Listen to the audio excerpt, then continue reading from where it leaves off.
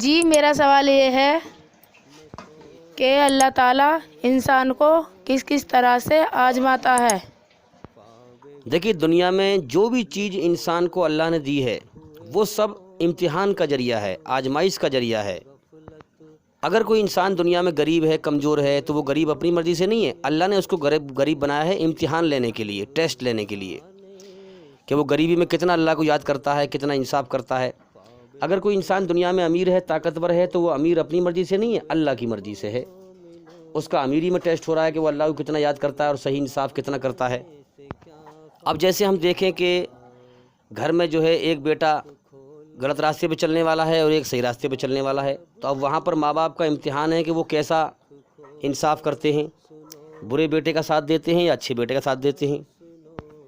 تو بھئی یاد رکھیں کہ یہ کائنات جس مالک کی ہے اس کے سامنے ہماری کوئی اوقات نہیں ہے، وہ ہمارا امتحان لے رہا ہے۔ آج جو لوگ سچائی کے انکار کرنے والے، جو سچائی کا انکار کرتا ہے، جو سنسار کے سچے مالک کے اسلام کی سچائی کا انکار کرتا ہے، اسے کہتے ہیں کافر۔ تو آج لوگوں کو سمجھایا جا رہا ہے بھائی سمجھ لے، بھائی سمجھ لے، تیرا ایک مالک ہے، یہ کائنات جس کی ہے وہ تجھ سے حساب لے گا۔ مگر انسان دنیا میں اپنی منمانی کر رہا ہے، ظلم جاستی کر رہا ہے، فساد پھیلا رہا ہے۔ لیکن جب اللہ کی طاقت سب سے بڑی جب وہ پکڑے گا پھر انسان وہاں پر روئے گا۔ ہاں، موت پر ہمیشہ کی ٹھوکر، ہمیشہ ناکامی کی ٹھوکر کھائے گا، ہاں، کبھی سنبھل نہیں پائے گا۔ پھر انسان وہاں پر روئے گا کہ اے کاش میں غور کر لیتا، بڑا سمجھا گیا تجھے دنیا میں، سمجھ لے بھائی سمجھ لے، مگر تو رکا نہیں، برائی کی طرف بھاگتا رہا، دوڑتا رہا، آج تو ہمیشہ کے لیے ناکام ہو گیا، تباہ اور برباد ہو گیا۔ تو سمجھ رہا کہ میری طاقت، بے ایمانی کی طاقت بہت بڑی ہے، ڈی سی میرا یار ہے، پردھان منتری میرا یار ہے، فلانا میرا دوست ہے، فلانا میرا یہ ہے، میرا کچھ نہیں بگڑے گا۔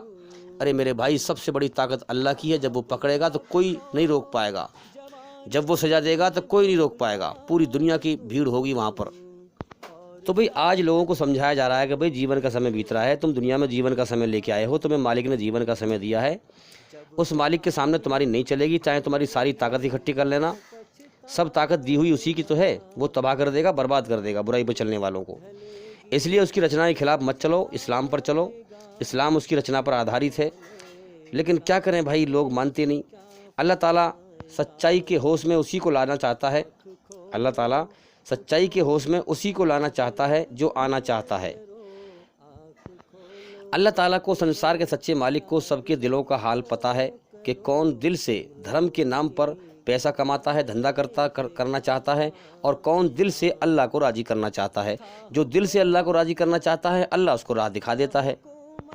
اللہ کی کھوج میں اتنی محنت کرو، اتنی محنت کرو کہ تمہارے پاس، تمہارے دماغ میں تو اللہ کا علم ہو، سچا گیان ہو، دنیا میں جینے کا طریقہ آ جائے اللہ کے علم سے، برائی سے بچنے کا، اچھائی پہ چلنے کا طریقہ آ جائے، اور دل میں اللہ کی محبت ہو۔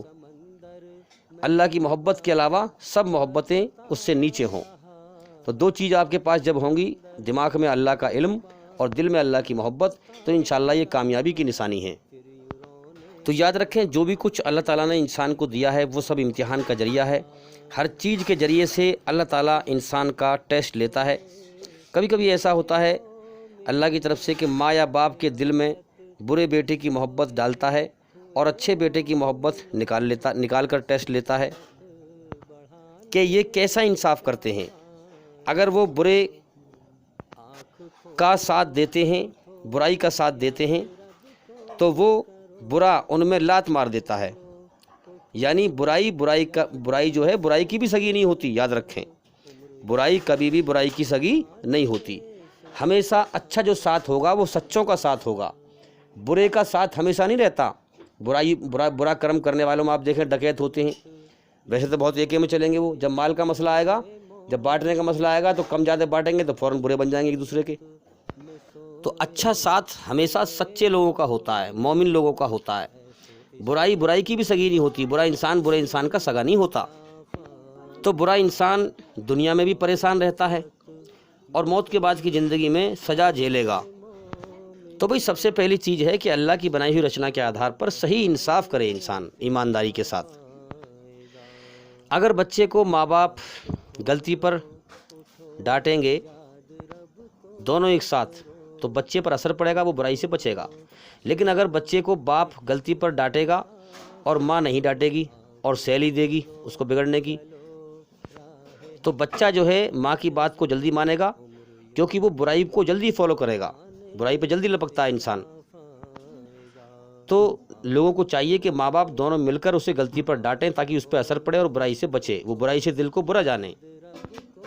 تو دیکھیے، ہر برائی سے بچنے کا علم ہے، گیان ہے، اس گیان کو بھی حاصل کریں۔ ہمارے چینل کے اندر جا کر کے ایک ایک کر کے سبھی ویڈیو دیکھیں اور سنیں، تاکہ آپ جلدی سے جلدی برائی کو سمجھ سکیں اور اچھائی کو سمجھ سکیں۔ امید کرتا ہوں سوال کا جواب ہو گیا، اور بھی انشاءاللہ زندگی رہی تو پھر ملاقات ہوگی۔ السلام علیکم ورحمۃ اللہ وبرکاتہ۔ عمر یوں ہی گوانے سے کیا فائدہ، خواب غفلت میں سوئے ہوئے